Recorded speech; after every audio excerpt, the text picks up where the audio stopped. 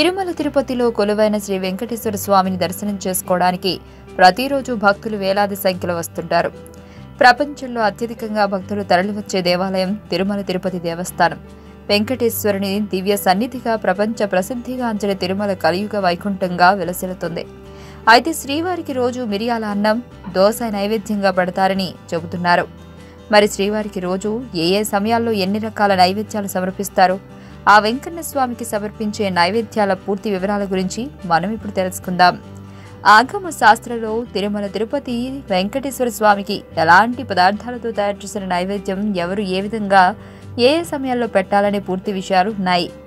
ఇంకా గర్భగుడిలో స్వామివారి విగ్రహం ఎత్తు 9.5 అడుగుల ఎత్తుండగా దీనికి అనుగుణంగా స్వామివారికి ఏ పూట ఎంత ప్రసాదం సమర్పించాలో కూడా శాస్త్రంలో ఉంది. దానికి అనుగుణంగానే తిరుమలలో ప్రసాదాల తయారీ సమర్పణ అనేది జరుగుతుంటుంది. ఇందులో ముందుగా వంట తయారు చేయడానికి ముళ్ళ చెట్లను కానీ పాలు కారే చెట్లను కానీ ఉపయోగించరు. ఇంకా ప్రసాదం వండేవారు వంట చేసే సమయంలో గాని, వంట చేయడం పూర్తయిన తర్వాత గాని వాసన అనేది చూడకుండా ముక్కు నోరికి వస్త్రాలని కట్టుకుంటారు. అంతేకాకుండా ప్రసాదాన్ని స్వామివారికి సమర్పించేంత వరకు బయటవారు ఎవరూ కూడా ప్రసాదాన్ని చూడటానికి వీల్లేదు. ఇక స్వామివారికి రోజు 3 పూటల నైవేద్యాన్ని సమర్పిస్తారు. వాటిని బాలభోగం, రాజభోగం మరియు శయనభోగం అని అంటారు. బాలభోగం ప్రతిరోజు ఉదయం 6 నుండి 6:30 గంటల సమయంలో బాలభోగం సమర్పిస్తారు. ఇందులో నేతి పొంగలి, చక్కెర పొంగలి, రవ్వ కేసరి, పులిహోర, దధ్యోజనం, మంత్ర అన్నం వంటివి స్వామివారికి సమర్పిస్తారు. రాజభోగం స్వామివారికి 10 లేదా 11 మధ్యలో సమర్పించే నైవేద్యాన్ని రాజభోగం అని అంటారు.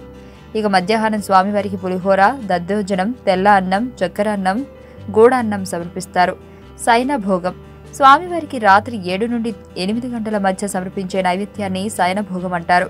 ఇందులో మిరియాల అన్నం, వడ, లడ్డు, శాకాన్నం అంటే వివిధ రకాల కూరగాయలతో వండిన అన్నం సమర్పిస్తారు. ఇలా స్వామివారికి నైవేద్యం సమర్పిస్తున్నంత వరకు కూడా ఆలయంలో గంటలు మోగుతూ ఉంటాయి. స్వామివారికి నైవేద్యం సమర్పించే సమయంలో గర్భగుడి తలుపులు మూసివేసి గర్భగుడి లోపల నైవేద్యం సమర్పించే అర్చకుడు మాత్రమే ఉంటాడు. ఇక అర్చకుడు పవిత్ర మంత్రాలు ఉచ్చరిస్తూ కుడి చేతి గ్రాసముద్రతో ప్రసాదాన్ని తాకి దాన్ని స్వామివారి కుడి చేతికి తాకించి స్వామివారి నోటి దగ్గర తాకుతారు. ఇలా రోజు స్వామివారికి నైవేద్యాన్ని సమర్పించిన తర్వాత భక్తులకు దీనిని పంచుతారు. ఇక ఉదయం నుండి రాత్రి సమయం వరకు స్వామివారి నైవేద్యం ఎలా మొదలై ఎలా ముగుస్తుందనే విషయానికి వస్తే, ఉదయం సుప్రభాతంతో స్వామివారిని మేల్కొల్పి అప్పుడే తీసిన చిక్కటి ఆవు పాలను సమర్పించి అర్చన సేవలు పూర్తయిన తర్వాత నువ్వులు, సొంటి కలిపిన బెల్లం నైవేద్యంగా పెడతారు. దీని తర్వాత బాలభోగం సమర్పిస్తారు. ఆ తర్వాత సర్వదర్శనం మొదలవుతుంది. మళ్లీ అర్చన ముగిసిన తర్వాత రాజభోగం సమర్పించగా ఆ తర్వాత సర్వదర్శనం మొదలవుతుంది. ఇక సాయంత్రం గర్భాలయాన్ని శుద్ధి చేసి స్వామివారిని తాజా పూలతో అలంకరిస్తారు. మళ్లీ అర్చన ముగిసిన తర్వాత రాత్రి శయనభోగం సమర్పిస్తారు. అర్ధరాత్రి శుద్ధాన్నం సమర్పించిన తర్వాత స్వామివారు పడుకునే ముందు ఏకాంత సేవలో భాగంగా వేడి పాలు, పండ్ల ముక్కలు, నేతిలో వేయించిన బాదం, జీడిపప్పులు స్వామివారికి సమర్పిస్తారు. ఈ విధంగా తిరుమల స్వామివారికి ప్రతిరోజు ఉదయం సుప్రభాత సేవ దగ్గర నుండి రాత్రి స్వామివారి ఏకాంత సేవ వరకు ఆగమ శాస్త్ర ప్రకారం ఇలా పలు రకాల నైవేద్యాలను శ్రీవారికి సమర్పిస్తారు.